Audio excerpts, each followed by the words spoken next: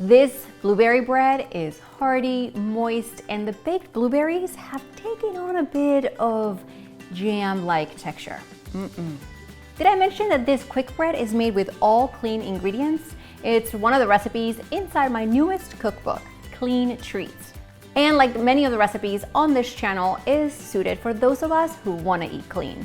I'm going to be sharing other healthy and clean desserts on this channel, so make sure to click that red subscribe button, and of course, make sure to grab a copy of the cookbook with more than 90 clean eating treats.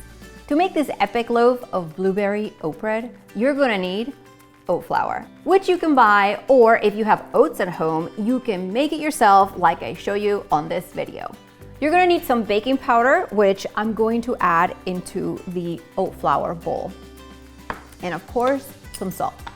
We're just gonna give this a good mix, and we're good to go on the dry ingredients. Okay guys, so what I love about this recipe is that I can just make it all in my blender. So in my blender, I'm going to start adding my liquid ingredients.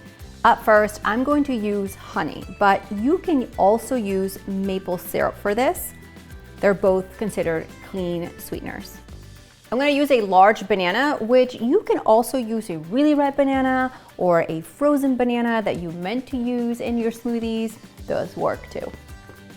Up next, I'm going to add my coconut oil, our eggs, some vanilla extract, and lemon zest.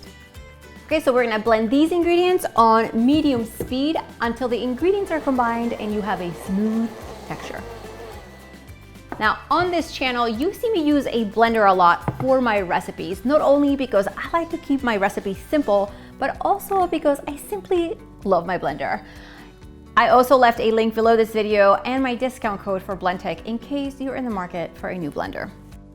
Now we just pour our batter into our dry ingredients bowl, and with a whisk, we just want to combine it until smooth.